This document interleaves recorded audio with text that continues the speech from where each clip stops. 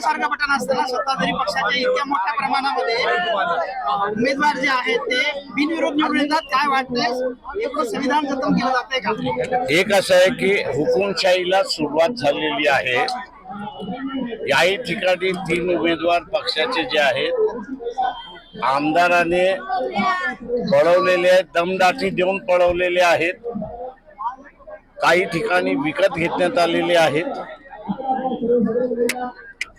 Withdrawal ही जी system आहे ती आता बंद केली पाहिजे अशी मागणी आम्ही त्या ठिकाणी करणार. तरच लोकशाही टिकेल असं आम्ही त्या ठिकाणी मानतोय.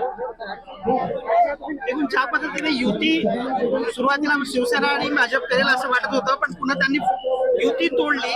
नेमकी काय कारण असली पाहिजे? एक असं आहे की बीजेपीला इथले राजकीय पक्ष संपवायचे आहेत.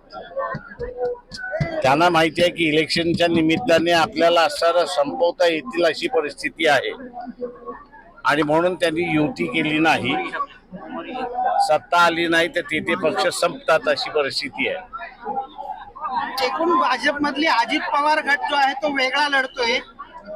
एकीकडे बऱ्याच भागामध्ये जे आहे ते शिवसेना यांची युती झाली, पण अजित पवार वेगळा लढतोय. हो, त्यांनी असणारा बरोबर काही मुस्लिमांच्या मतांचं विभाजन करायचं असं वाटतं.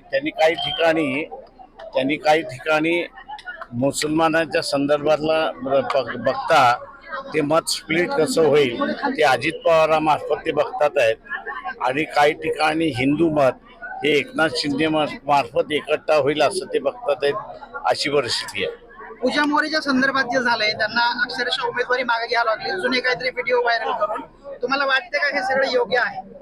अयोग्य आहे मी असं मानतो. त्याच्यामध्ये बाकी काय आव्हान काय कराल? एकूणच आम्ही असं आवाहन केलेलं आहे की फुलेशाह आंबेडकरी मतदार जो आहे तो मतदान तर उमेदवारांना करणार, पण त्यांनी असं त्याच्याबरोबर एक अधिक मत घेऊन आलं पाहिजे, त्याला कल्टिवेट केलं पाहिजे आणि पक्षाचा उमेदवार विजयी कसं होईल हे त्यांनी पाहिलं पाहिजे. इथे जी काही घटना पोलिसांच्या संदर्भामध्ये झाली होती संविधान विटंबनेची, त्याच्यामध्ये कायदा बदलावा लागेल असेही आपण म्हणालात.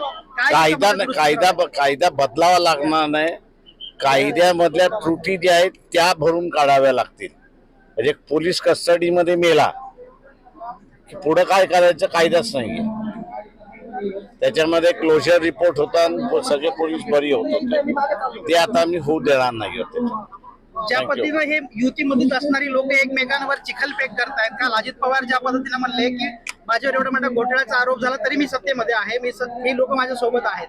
तुम्हाला काय वाटतं? सगळं उद्धमपणा चालू आहे राजकारणातला उद्धमपणा चालू आहे. त्यांनी असं एवढं सांगितलं की भारतीय जनता पक्ष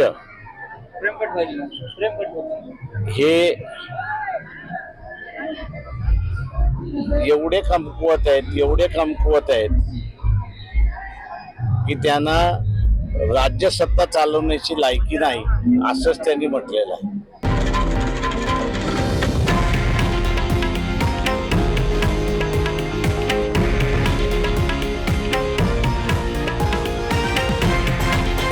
हे आहे देशातील नंबर 1 न्यूज नेटवर्क आणि आपण पाहत आहात TV9 मराठी, एकमेव.